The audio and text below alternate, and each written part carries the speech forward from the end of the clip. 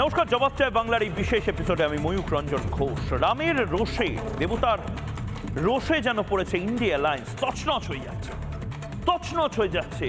শুরুর আগেই, অর্থাৎ খেলা বা ইনিংস শুরুর আগেই যেন ছন্ন ছাড়া একটা অদ্ভুত ভাঙা হতোদ্যম অ্যালায়েন্সে পরিণত হচ্ছে ইন্ডি জোট। বা ইন্ডি জোটের আর ভবিষ্যৎ নেই। ইন্ডি জোট তার যে পিন্ডি, সেই পিন্ডি বোধহয় গয়ায় গিয়ে এবার চটকে দিয়ে আসবেন নীতিশ কুমার নিজে। যে ইন্ডি জোটের প্রথম মিটিং শুরু হয়েছিল দুর্দান্ত একটা লিট্টি চোখা খেয়ে, সেই ইন্ডি জোটের কফিনে শেষ পেরেকটা পুঁতে দিলেন নীতিশ কুমার নিজেই। শুধু বাবা নয়, এখন থেকে বলছে দাদা। বাড়িতে আনুন শুধুই লাল বাবা। লাল বাবা রাইস, স্বাদ ও স্বাস্থ্য একসাথে পাবেন শুধুমাত্র লাল বাবাতে। এবং তার যথেষ্ট কারণ রয়েছে। নীতিশ কুমার আজ নয়, 9 মাস শপথ গ্রহণ করা একজন মুখ্যমন্ত্রী। নীতিশ কুমার আজ নয়, সেই দীর্ঘদিন ধরে জয়প্রকাশ নারায়ণের সময়কার সহযোদ্ধাদের একজন, যে খুব ভালোভাবে ভারতের পালসটা বুঝতে পারেন। এবং নীতিশ কুমার বুঝতে পারছেন যে শ্রীরামকে অপমান করে, শ্রীরামচন্দ্রের জন্য বানানো 500 বছরের অপেক্ষার পরে যে বানানো রাম মন্দির, সেই রাম মন্দিরকে অপমান করে বিহারের মানুষের আবেগকে নিয়ে ছিনিমিনি খেলে আসলে বিহারের মানুষ না, ভারতের মানুষের থেকে জনবিচ্ছিন্ন বা আইসোলেটেড হয়ে যাবে India alliance. Rahul Gandhi already হয়ে গেছেন। রাহুল গান্ধীর আশপাশের বাংলোর যারা ভোটার, তারাও বোধহয় রাহুল গান্ধীকে এবার আর ভোট দেবেন না। মমতা বন্দ্যোপাধ্যায় বুঝতে পারছেন, অরবিন্দ কেজরিওয়ালও বুঝতে পারছেন, কিন্তু পেটে খিদে মুখে লাজের মতন এই মুহূর্তে অবস্থা ইন্ডি জোটের যারা পার্টনার তাদের। তারা সবাই বুঝতে পারছেন যে রাম মন্দিরকে ঘিরে অর্থনীতি, রাম মন্দিরকে ঘিরে পাওয়ার স্ট্রাকচার, রাম মন্দির তৈরি হওয়া এবং তার পাশাপাশি হঠাৎ করে গোটা দেশ জুড়ে যে অর্থনৈতিক বুম, যেটাকে বলা হয় ইকোনমিক বুম, সেইটার মূল যে কাণ্ডারি, সেটা এবার হতে চলেছে টেম্পল ইকোনমিক্স। সেটা তারা বুঝতে পারছেন। নবীন পটনায়ক বুঝতে পেরে 800 থেকে 900 কোটি টাকা খরচা করলেন শুধুমাত্র পুরীর জগন্নাথ দেবের যে মন্দির, সেই পুরী জগন্নাথ দেবের মন্দিরকে নতুনভাবে ঢেলে সাজাতে। মমতা বন্দ্যোপাধ্যায় বুঝতে পারছেন। মমতা বন্দ্যোপাধ্যায় মুখে যতই যা বলুন না কেন, অস্বীকার করুন না কেন, কিন্তু মমতা বন্দ্যোপাধ্যায় বুঝতে পারছেন, এবং বুঝতে পারছেন বলে বাংলাতেও 300 কোটি টাকা খরচা করে জগন্নাথ দেবের মন্দির বানাচ্ছেন দীঘাতে। নীতিশ কুমার বুঝতে পেরে রাহুল গান্ধীর সঙ্গ ত্যাগ করেছেন। পাঞ্জাবে অরবিন্দ কেজরিওয়াল তার নিজের দলের যে মুখ্যমন্ত্রী রয়েছে তাকে সঙ্গ ত্যাগ করতে বলেছে। অরবিন্দ কেজরিওয়াল যেদিন রাম মন্দির উদ্বোধন হয় সেই দিন ভান্ডারা অর্থাৎ ঢালাও খিচুড়ির ব্যবস্থা করেছিলেন। দিল্লির মানুষদের ঢালাও খিচুড়ির ব্যবস্থা করা হয়েছিল। কর্ণাটকের সরকার, সিদ্ধরামাইয়ার সরকার, তারা পাড়ায় পাড়ায় রাম মন্দিরের জন্য ব্যান্ড বাজা বারাত এবং সেভাবেই একটা হই হই হই হই কাণ্ড ঘটিয়ে ফেলেছিলেন। প্রত্যেক জায়গায় রামের মূর্তি এবং সেখানে পুজো আচ্চা হয়েছে, খাওয়া দাওয়া হয়েছে কর্ণাটকায়, কংগ্রেস শাসিত রাজ্যে। তার কারণ রাম যে একটা আবেগ, এবং তার পাশাপাশি মন্দিরকে কেন্দ্র করে যে অর্থনীতিটা তৈরি হচ্ছে, আর প্রাচীনকালে ছিল, আমরা জানি প্রাচীনকালে মন্দিরকে কেন্দ্র করে শুধুমাত্র ধর্ম নয়, ধর্মকে কেন্দ্র করে অর্থনীতি, অর্থনীতিকে কেন্দ্র করে শিক্ষা, স্বাস্থ্য, বাসস্থান, এবং তার থেকেও বড় কথা ব্যাংক হিসেবে কাজ করত। আপনারা অনেকেই জানেন, যদি না জানেন আরেকবার মনে করিয়ে দেওয়ার পালা।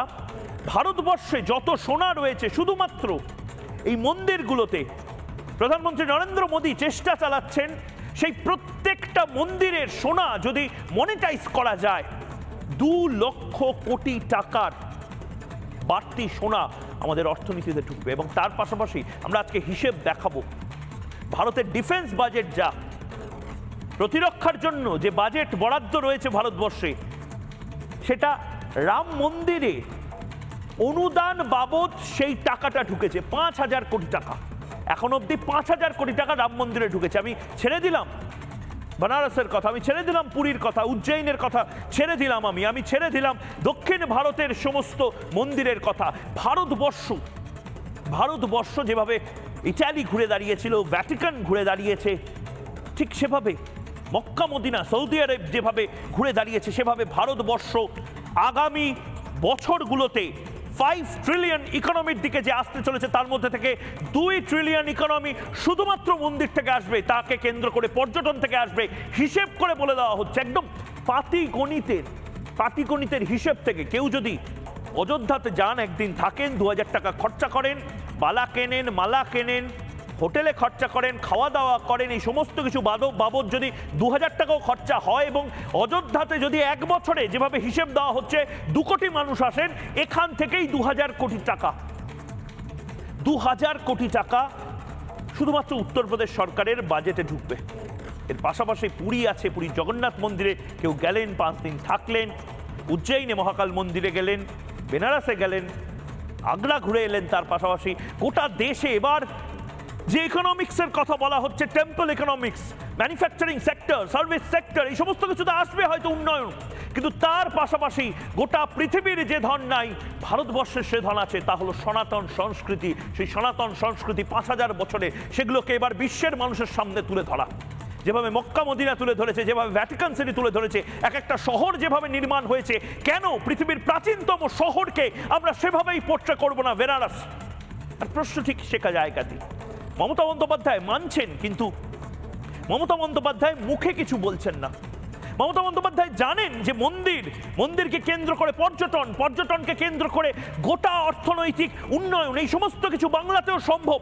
বাংলাতে আর একটা ম্যানুফ্যাক্চারি আসবে না, বাংলাতে আর একটা সার্ভিস সেক্টর হয়তো রাজার হাটের পরে রানীর হাটে তৈরি হবে না, কিন্তু বাংলাতে তো আমাদের যে প্রাচীন সনাতনী ঐতিহ্য আছে সেগুলোকে দেখানোর জন্য বিদেশ থেকে লোক আসতে পারে। একটা দুর্গাপুজো যদি কলকাতা কেন্দ্রিক এত টাকার অর্থনীতি জেনারেট করতে পারে, কেন বিষ্ণুপুরের মন্দিরগুলো, তার যে ইতিহাস রয়েছে, সেগুলোকে কেন আমরা নতুন করে পৃথিবীর মানুষের সামনে আনতে পারবো না? কেন রাজবংশীদের ইতিহাসকে আমরা পৃথিবীর মানুষের সামনে আনতে পারবো না? কেন কাল ভৈরব মন্দিরের ইতিহাসকে আমরা সারা পৃথিবীর সামনে আনতে পারবো না? কেন মা তারার ইতিহাসকে আমরা সারা পৃথিবীর সামনে আনতে পারবো না? কেন জগদ্ধাত্রী মন্দিরগুলো আমরা নতুন করে সাজিয়ে তুলতে পারবো না? এবং বাংলার যারা বারবার অভিযোগ করে এসেছেন, দেবোত্তর সম্পত্তি ভেঙে দিয়ে প্রমোটারেরা বড় বড় ফ্ল্যাট বাড়ি করছেন, মন্দির ভেঙে দিয়ে একাধিক জায়গাতে যেভাবে তারা বলছেন মন্দিরের জমি সেগুলো জবরদখল করে হাজার হাজার কোটি কোটি টাকার ফ্ল্যাট বাড়ি বানানো হচ্ছে, সেই সব না করে যদি মন্দিরকে ঘিরেই পর্যটন শিল্প তৈরি হয় এবং ইকোনমিক মডেল নরেন্দ্র মোদীর দেখানো পথে তৈরি হয়, বাংলাও তো ঘুরে দাঁড়াতে পারে। সময় এসেছে নরেন্দ্র মোদীর এই টেম্পল ইকোনমিক্স বা মন্দিরকে ঘিরে অর্থনৈতিক যে মডেল, অযোধ্যা যে মডেলকে সেট করেছে, বেনারস যে মডেলকে সেট করেছে, সেই মডেল এবার পশ্চিমবঙ্গের গ্রহণ করা অবিলম্বে মমতা বন্দ্যোপাধ্যায়ের উচিত। এই মুহূর্তে দীঘার জগন্নাথ মন্দিরের মতো আরো মন্দির তৈরি করা, আরো মন্দিরের রেনোভেশন করা এবং সেইটা দিয়ে ঘুরে দাঁড়ানো। আজ তার জবাব বাংলার মানুষ চায়। শুরুতেই 120 সেকেন্ডের মধ্যে দেখে নেবো এই প্রতিবেদন এবং তারপর আসছি বড় বিতর্কে। मैं नीतीश कुमार सत्यनिष्ठा से प्रतिज्ञान करता हूं कि मैं विधि द्वारा स्थापित भारत के संविधान के प्रति सच्ची श्रद्धा और निष्ठा रखूंगा। লোকসভা ভোটের আগে সবচেয়ে বড় রাজনৈতিক মোচড় খান ইন্ডি জোট। নীতি বদলে ইন্ডির সঙ্গ ত্যাগ করে ফের এনডিএর শরিক হলেন নীতিশ কুমার। রাজনৈতিক বিশেষজ্ঞদের মতে রাম মন্দির নিয়ে তীব্র বিরোধিতারই খেসারত দিতে হলো বিরোধীদের। রামের রোষানলে ইন্ডি জোট।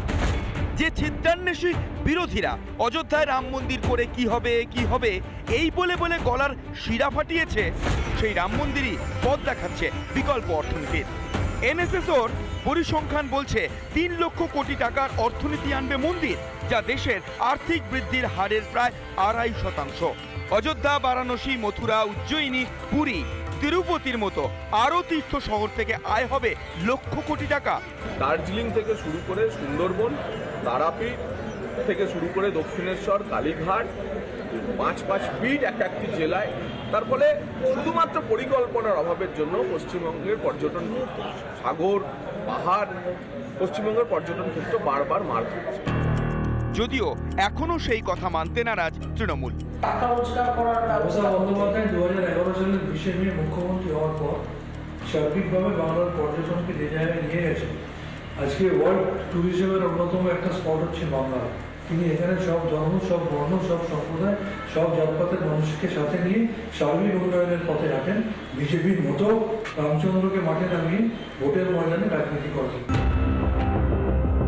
সে বঙ্গের শাসক দল মানুক চাই না মানুক, মন্দির যে ভারতে বিকল্প অর্থনীতি গড়ে তুলছে তা বলা যায় হলপ করে। মোদির মন্দির অর্থনীতির মডেলই কি বদলে দিতে পারে বাংলারও ভাগ্য? রিপাবলিক বাংলা।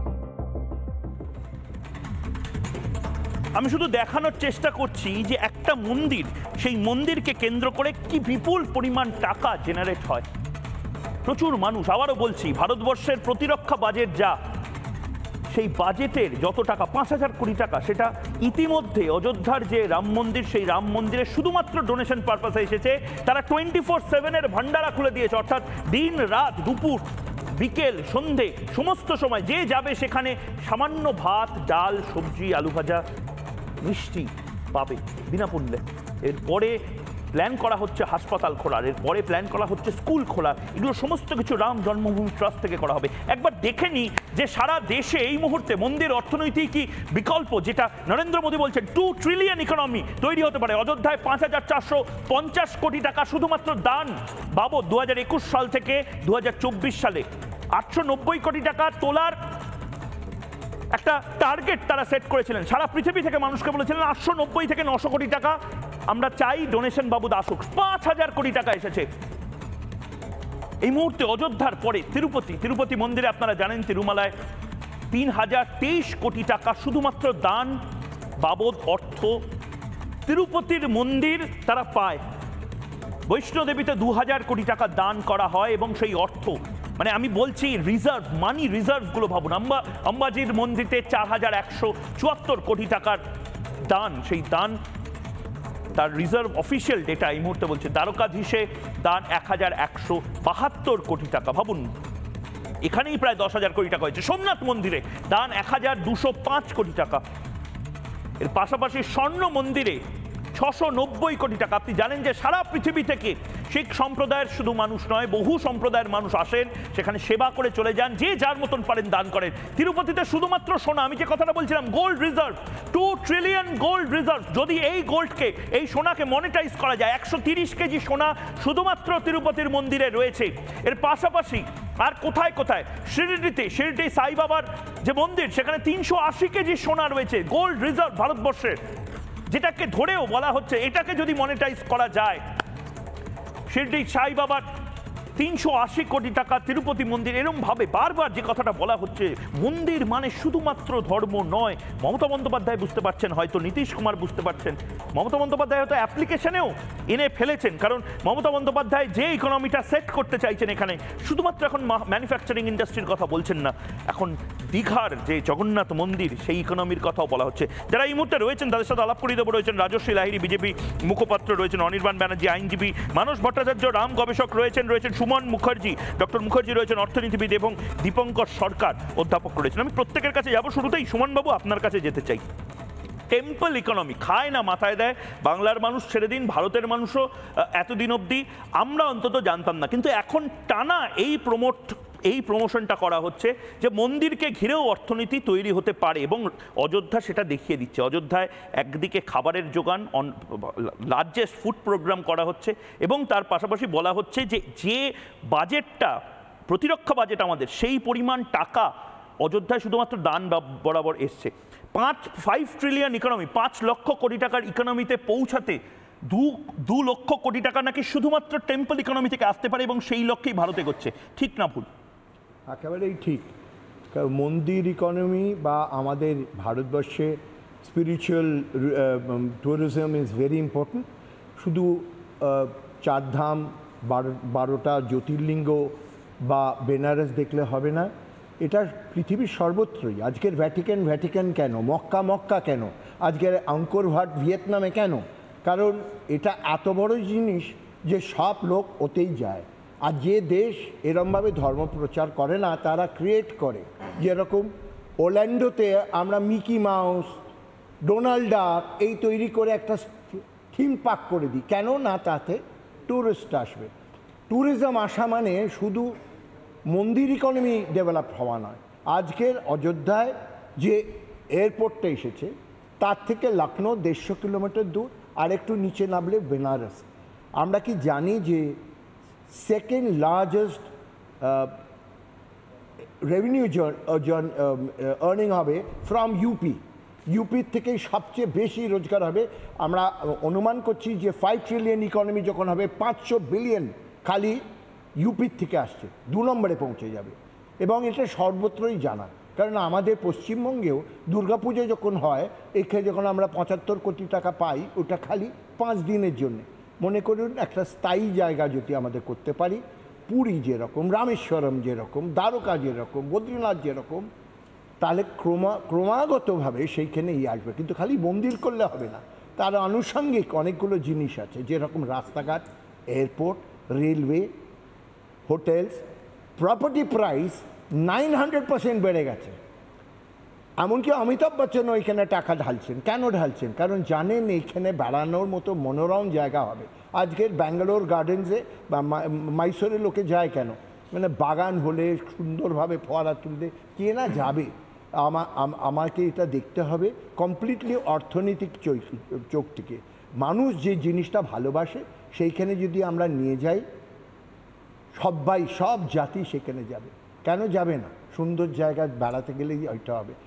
অর্থনীতিকে চাঙ্গা করতে গেলে খালি শিল্প দরকার নেই, দূরদৃষ্টি দরকার, ভিশন দরকার। মানে আপনি বলছেন প্রধানমন্ত্রী নরেন্দ্র মোদী যে কাজটা করছেন, এই যে ধর্মতেই কর্মযোগের যে কনসেপ্টটা নিয়ে আসা, এটা ঠিক না ভুল? এবং এটা যদি ঠিক হয় স্যার, তাহলে বাংলাও কেন এই পথে হাঁটবে না? মানে এটা একটা হ্যাবিট হয়ে গেছে আমাদের, কেন্দ্র যা করবে তার উল্টো পথে আমাদের হাঁটতে হবে। না, বাংলা হাঁটছে না, এটা ভুল কথা। আমরাও এইখানে দক্ষিণেশ্বরে স্কাই করছি, কালীঘাটেও করছি, দীঘাতে একটা মন্দির করছে, আমরা জানি। কিন্তু এর জন্য আনুষঙ্গিক যে জিনিসগুলো করা দরকার সেটা করে উঠতে পারছি না, কারণ আমাদের পারসেপশন, যেই কারণে ইন্ডাস্ট্রি আসছে না, সেই কারণে পারসেপশনটা হচ্ছে বেঙ্গলে বোধহয় অনেক জায়গায় টাকা দিতে হয় তবে পারমিশন পাওয়া যায়। এই পারসেপশন যদি উঠে যায়, পশ্চিমবঙ্গ তো প্রথমে সর্বসারিতে ছিল, পশ্চিমবঙ্গ আবার ওইখানেই ফিরে আসতে হবে। রাস্তাঘাট না বাড়ালে এইখানে আমাদের ফরেন এয়ারওয়েজ কটা নাবে? কেন নাবে না? এইখানেই তো সব আরম্ভ হয়েছিল। This was India's capital. 100 বছরে কি হলো যে এইখান থেকে ফরেন এয়ারলাইন্স চলে গেল? এইখানেই আছে দার্জিলিং, এইখানেই আছে দীঘা, এইখানেই আছে একটু দূরে গেলে এই পুরী। এইখানে তো আমরা নিশ্চয়ই এটাকে বিরাট টুরিস্ট স্পট হিসেবে দেখতে পাবো। আজকে থাইল্যান্ড কেন? থাইল্যান্ডে তো ইন্ডাস্ট্রি নেই। আমাদের মনোরমভাবে দেশটাকে সাজিয়ে রাখতে পারলে, যদি রাস্তাঘাট, পাহাড়, এতে যদি আমরা ভালোভাবে ফুলের চাষ করি এবং রাস্তা সংযোগটা যদি বাড়াতে পারি, ভেরি ইম্পর্টেন্ট হচ্ছে ইনফ্রাস্ট্রাকচার। যতদিন না আমরা ইনফ্রাস্ট্রাকচার করছি, আমাদের ইকোনমিক্সে এটাকে বলা হয় সোশ্যাল ওভারহেড ক্যাপিটাল। সেটা না হলে ডাইরেক্টলি অ্যাক্টিভিটি আসতে পারে না। আপনি শিল্প চাইছেন, শিল্প তো তখনই আসবে যখন স্টিলের দরকার, সিমেন্টের দরকার, বিল্ডিংয়ের দরকার, হোটেল দরকার, খাওয়ার জায়গা দরকার, রেস্টুরেন্ট দরকার, প্যাকেজিংয়ের দরকার এবং পাবলিসিটির দরকার। এগুলো তো সব আনুষঙ্গিকভাবে চলে। তার সঙ্গে আসবে কৃষি। এই খাদ্যটা কে দেবে? কৃষি সেখান থেকে আসবে, সেখান থেকে সবজি আসবে, সব জিনিস চাঙ্গা হবে। মানে ইনফ্রাস্ট্রাকচার ডেভেলপমেন্টটাও একটা অত্যন্ত গুরুত্বপূর্ণ পার্ট। একটা কথা আমি শেষ করি, ময়ূর। রুজভেল্ট বলছে, when you are down and out, declare war. কিচ্ছু যদি না করতে পারো, যুদ্ধ করো। আজকে স্পেস রিসার্চ কেন?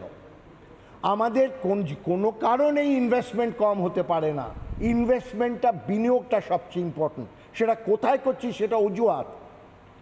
টেম্পল হোক, থিম পার্ক হোক, হোটেল ইন্ডাস্ট্রি হোক, স্টিমার হোক, নদীকে চাঙ্গা করা হোক। আজকে স্কটল্যান্ডে লোকে যায় কেন? ওই সামান্য একটা নালিতে ওরা ফুল দিয়ে, ফল দিয়ে, আলো দিয়ে সাজিয়ে দিয়ে ইনভারনেসে তারা নৌকো চালায়। আমাদের অন্যরকম চিন্তা করতে হবে। এইখানে বৈদেশিক মুদ্রা নিয়ে আসতে হবে, তাতেই ক্ষুদ্র শিল্পী চাঙ্গা হবে, তাতে প্রত্যেক ঘরে ঘরে ব্যবসা বাণিজ্য ফুটে উঠবে, হাতের কাজ, শিল্প আসবে, প্রত্যেকটা জিনিস আসবে। কি আসে না স্বর্গে? ভগবান মানে কি? প্রত্যেকের বিশ্বাসের ওপর সেটা দেয়া। আমি পুজোর ফুলটা কি করে দেব, সেটা জবা দেব না চাপা দেব সেটা অন্য কথা, ঠিক। কিন্তু আমাদের সেই রাস্তায় যেতে হবে। একদম একদম। আমি রাজশ্রী এবং অনির্বাণের কাছে আসার আগে একবার যে কথাটা বারবার আমি উত্তরপ্রদেশ বা অযোধ্যাতে গিয়ে যে কথাটা বারবার বলছিলাম আমার প্রতিবেদনে, এবং দেখা যাচ্ছিল শুধুমাত্র ধর্মকে কেন্দ্র করে যে যে রীতিনীতি আচার সেই সমস্ত কিছু শুধু নয়, যোগী আদিত্যনাথ যে কাজটা করছে, ভ্যাটিকান সিটিতে যে কাজটা হয়েছে, যে কাজটা মক্কা মদিনা শহরগুলোতে হয়েছে, ঠিক সেই কাজটা শ্রীরাম আছেন এবং শ্রীরামকে কেন্দ্র করে যে ইকোনমিটা, যে স্বপ্নটা প্রধানমন্ত্রী নরেন্দ্র মোদী দেখছেন যে 5 ট্রিলিয়ন ইকোনমিতে আমাদের পৌঁছাতে হবে, 5 লাখ কোটি ডলারের যে ইকোনমি, সেই ইকোনমিতে আমাদের পৌঁছাতে হবে ভাই, এবং তার মধ্যে টেম্পল ইকোনমিক্স খুব গুরুত্বপূর্ণ জায়গা নেবে। একবার উত্তরপ্রদেশের ডেভেলপমেন্ট মডেলে পর্যটন কিভাবে মিলেমিশে যাচ্ছে ধর্মের সাথে, একবার দেখি। যোগী আদিত্যনাথ একটা বুদ্ধিমত্তার কাজ করেছেন এবং খুব ইন্টেলিজেন্টলি ইউপি সরকার এই কাজটা করেছে। সরজু নদীর যে ধারা, সেই ধারার চারপাশে এই বিশাল আকার ঘাট বানিয়ে দিয়েছেন, এবং এটা কিন্তু নয়া ঘাট নয়, এই ঘাট পর্যটন কেন্দ্র হিসেবে বানানো হয়েছে। কারণ আমার ঠিক পেছনে আপনি দেখবেন টেম্পোরারি টেন্ট, যেভাবে মূর্তি নদীর পাশে রিসোর্ট বানানো হয়, ঠিক সেরকম বহুমূল্যের লাক্সারি কটেজ এখানে বানানো হয়েছে।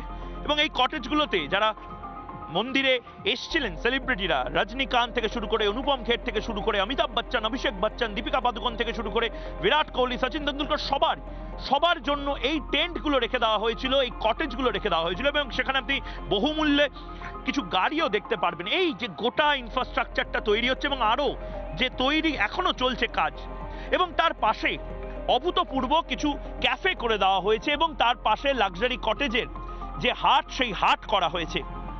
এর পাশাপাশি এই দিকে মূল নগরী, সেই মূল নগরীতে মন্দির দর্শন করার পর এখানে জাঁকজমকপূর্ণ একটি ক্রুজের ব্যবস্থা পর্যন্ত করা হয়েছে।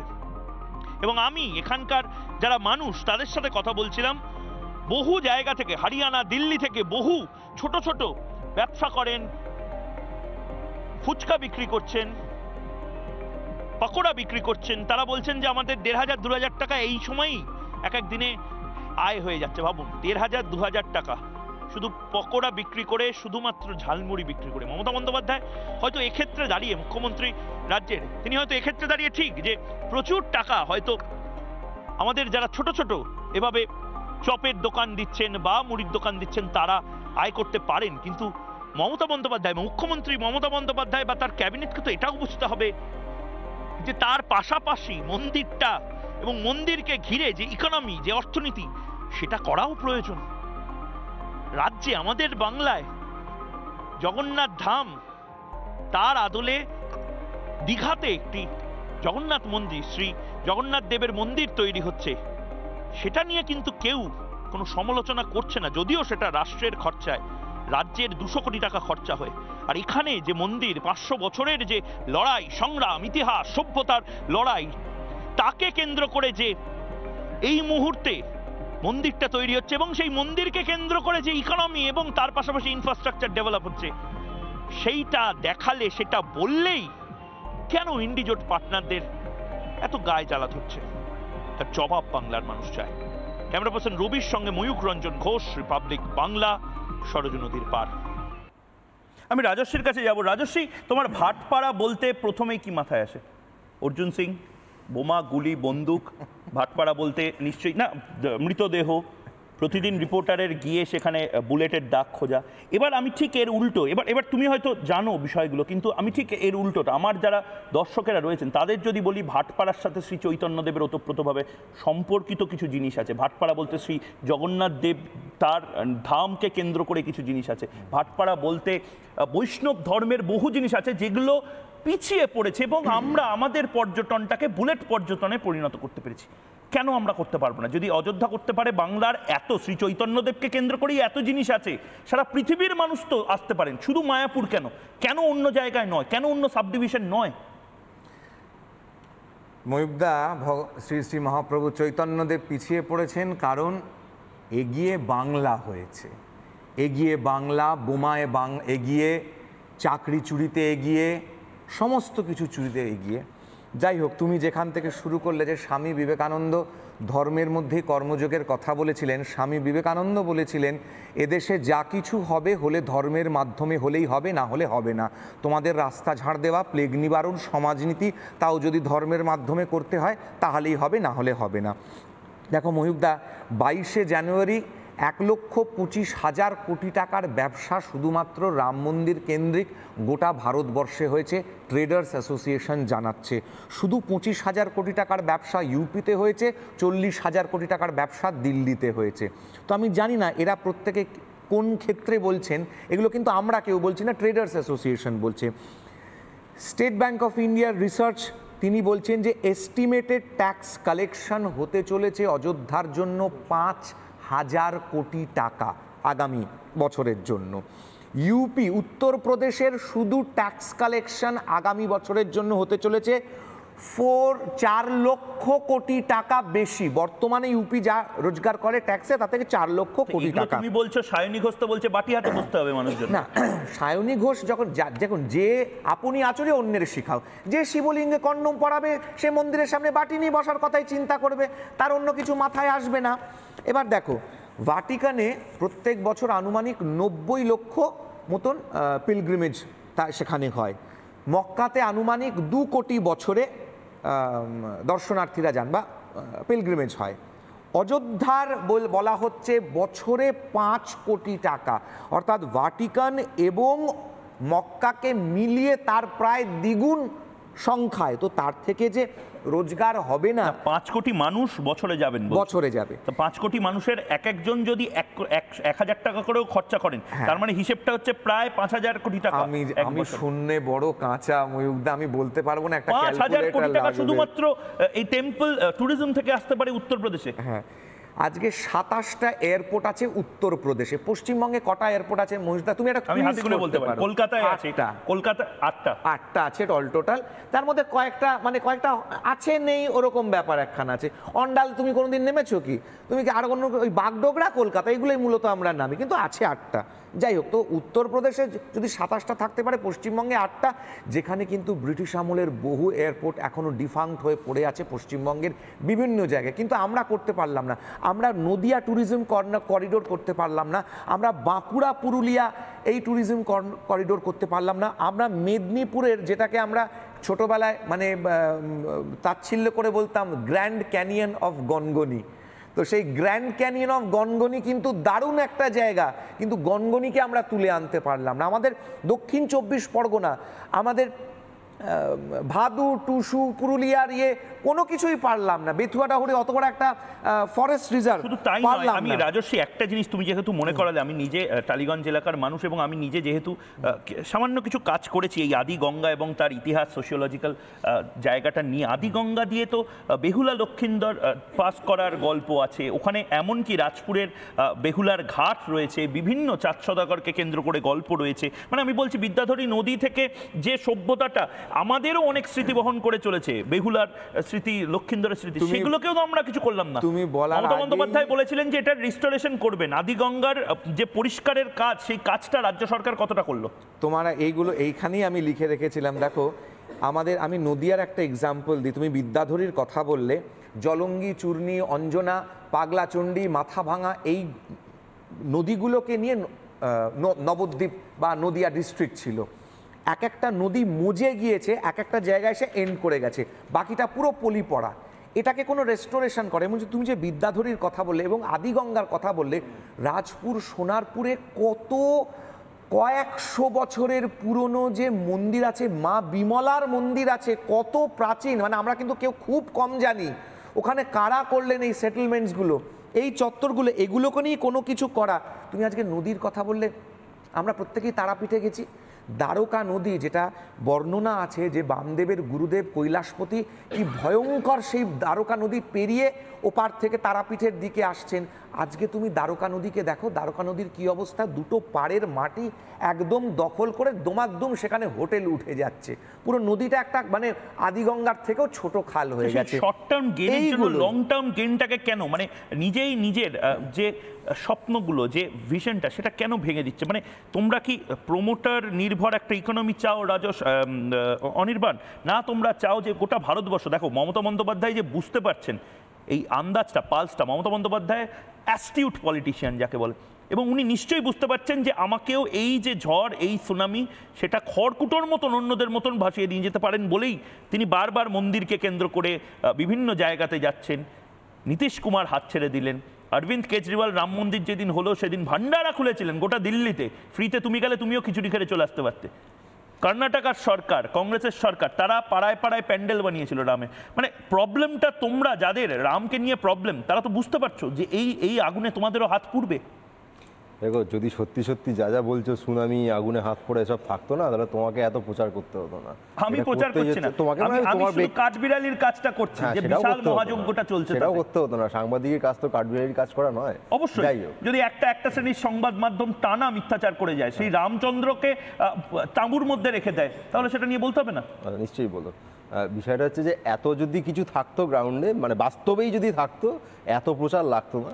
বারবার একটাই উদাহরণ মনে পড়ে, 42-43 সালে, মানে 1942-43-এর সময়, দ্বিতীয় বিশ্বযুদ্ধের সময় নিশ্চিত হারের মুখে দাঁড়িয়েও হিটলারের দখলে থাকা জার্মানির সমস্ত প্রচার মাধ্যম বারবার ঘোষণা করতো আমরাই জিতছি, আমরাই জিতছি। তাতে বাস্তবটা পাল্টে যায়নি। এই জোর গলায় আরএসএস বিজেপিকে যে প্রচারটা করতে হচ্ছে, এতেই বোঝা যাচ্ছে আসলে মাটিটা বেশ আলাদা। অনির্বাণ, এখানে আজকে যেহেতু একদম সবাই আস্তে আস্তে শান্তভাবে বোঝার চেষ্টা করছে যুক্তিগুলো, তুমি আমাকে বলো না তাহলে মমতা বন্দ্যোপাধ্যায় কেন দীঘাতে 300 কোটি টাকা খরচা করে একটা জগন্নাথ মন্দির বানাচ্ছেন? টোটাল 700 কোটি টাকা শুধুমাত্র ধর্মীয় স্থান যেগুলো রয়েছেন তাতে ডোনেশন কেন দিই, মানে তাতে রিকনস্ট্রাকশন পারপাসে কেন খরচা করছেন? বাংলায় ট্যুরিজমের প্রশ্নে যদি তীর্থস্থানগুলির কথা বলো, সেটা কালীঘাট হোক বা দক্ষিণেশ্বর হোক বা তারাপীঠ মন্দির হোক, এই বিভিন্ন জায়গায়, বা নাখোদা মসজিদ হোক, বিভিন্ন ধর্মের যে পীঠস্থানগুলি রয়েছে সেগুলি সংস্কারের কাজে হাত দেওয়া বা অ্যালায়েড যে ইনফ্রাস্ট্রাকচার তৈরি, সেই কাজ এই সরকার বহু আগে থেকেই শুরু। তাহলে অযোধ্যা নিয়ে তোমাদের প্রবলেম কেন? আমি বলতে দাও, যখন মমতা বন্দ্যোপাধ্যায় চপ শিল্পের কথা বলেছিলেন বা অন্যান্য ক্ষুদ্র শিল্পের কথা বলেছিলেন,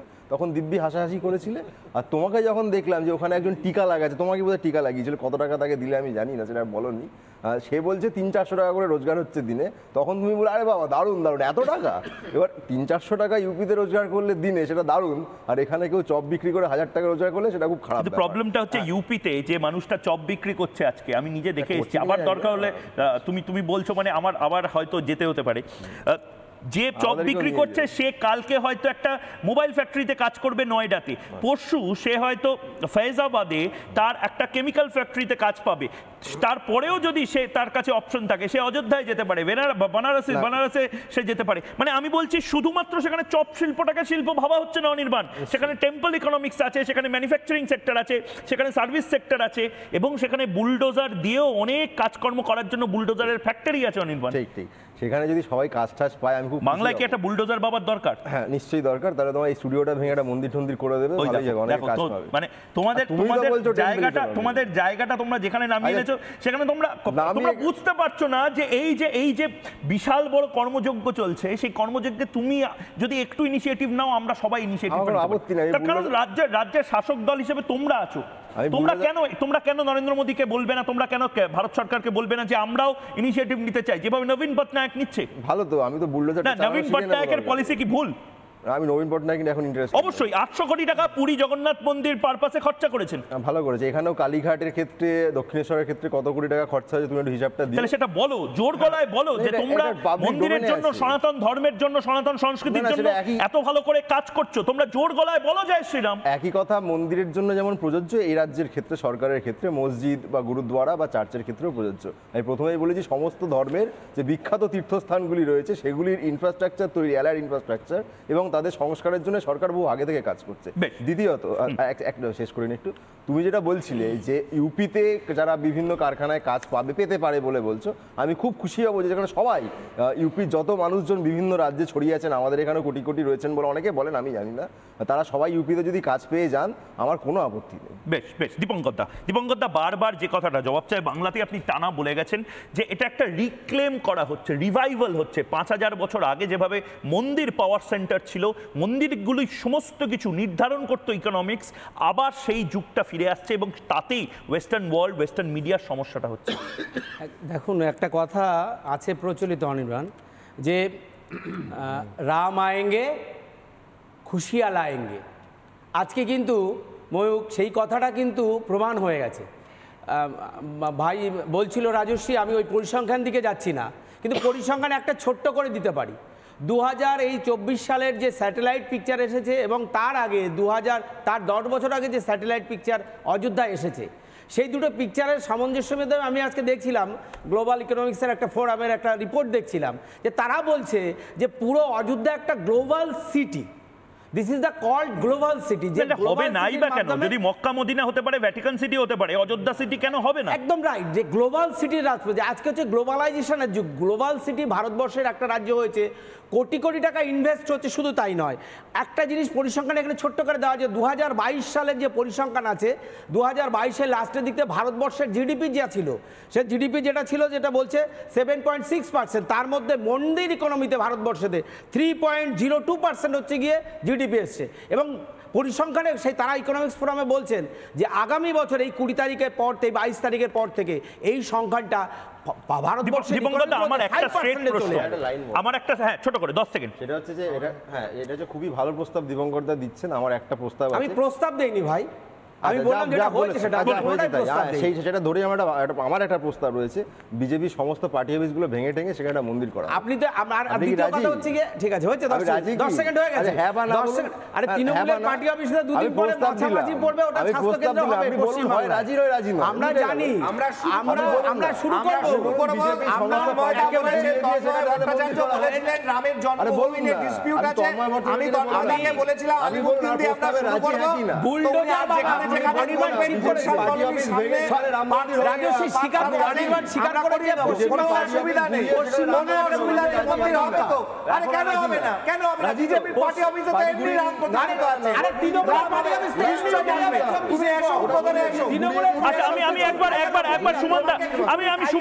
সুমন মুখার্জিকে একবার বলবো, একবার সুমন মুখার্জি, একদম সুমন মুখার্জি একবার আপনাকে 30 সেকেন্ডে একটা প্রশ্ন করছি। লড়াইটা বোধহয় এতটা সহজ নয়, কারণ প্রধানমন্ত্রী নরেন্দ্র মোদী মন্দির বানিয়ে ফেলেছেন। উনি বলছেন দেব প্রতিষ্ঠা হয়ে গেছে, এবার দেশ নির্মাণের সময়।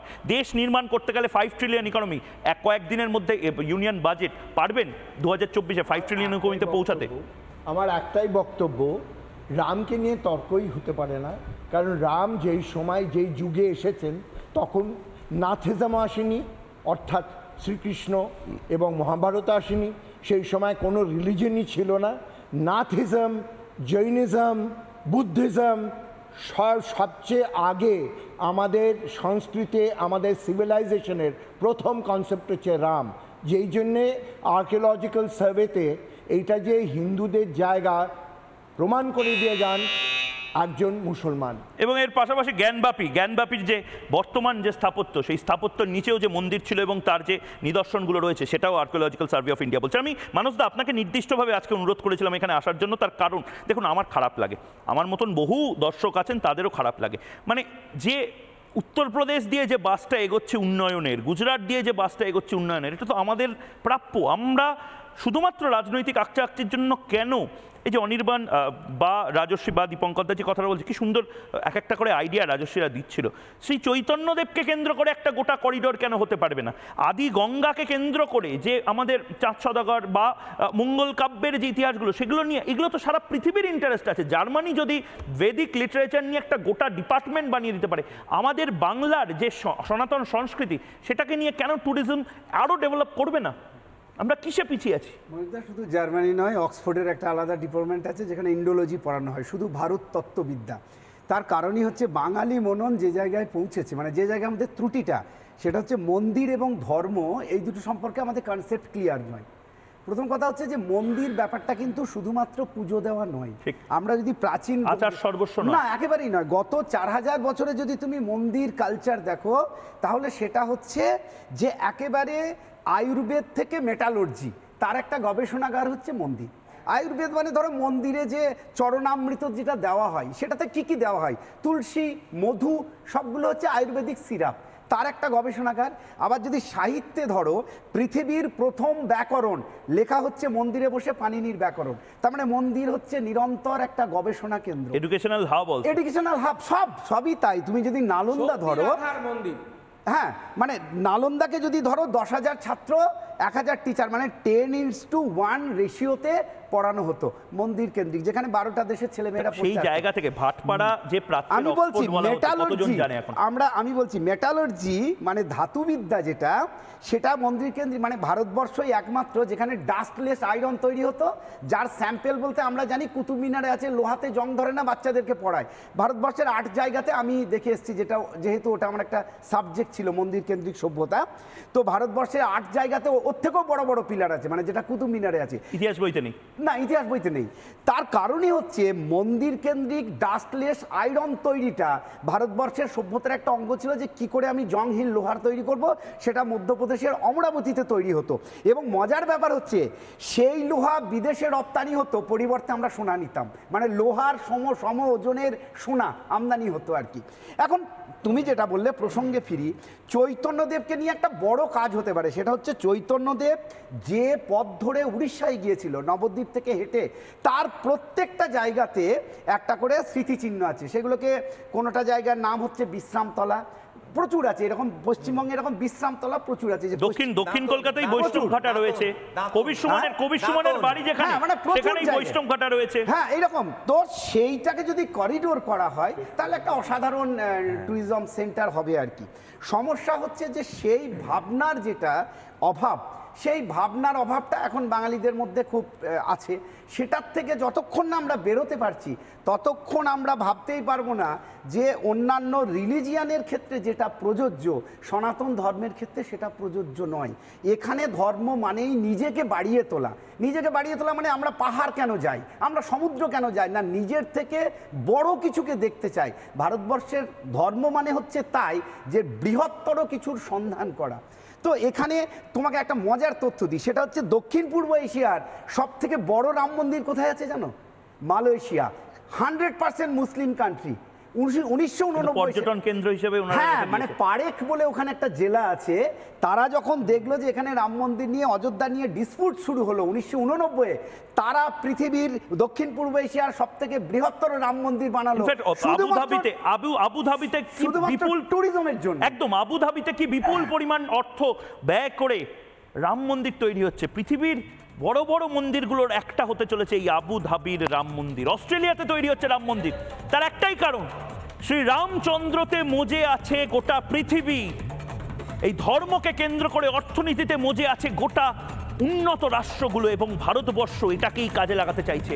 5 ট্রিলিয়ন ইকোনমি, সেই ইকোনমির দিকে ভারত পৌঁছাবে ম্যানুফ্যাকচারিং সার্ভিস সেক্টরের পাশাপাশি টেম্পল ইকোনমিক্স দিয়ে পৌঁছাবে। এবং মমতা বন্দ্যোপাধ্যায়, যিনি সবসময় ইনোভেটিভ, নিশ্চয়ই দেখছেন আজকের জবাব চায় বাংলা, নিশ্চয়ই জবাব চায় বাংলাতে ময়ূকের এই দর্শক এবং যারা অতিথিরা রয়েছেন তাদের সাজেশনগুলো সাটাসাট বাংলার মানুষকে তৃণমূল সরকার উপহার দেবে, নতুন কোনো শ্রী চৈতন্যদেবের করিডোর হিসাবে, নতুন কোনো মঙ্গল কাব্যের করিডোর হিসাবে, নতুন কোনো সনাতন ধর্মের করিডোর হিসাবে না দিতে পারবেন না, কারণ সনাতন ধর্মেতেই অ্যালার্জি শাসক দলে। সে প্রশ্নটা রেখে একটা ছোট্ট বিরতি নিচ্ছি, বিরতির পর ফিরে আসছে আমি ময়ূক।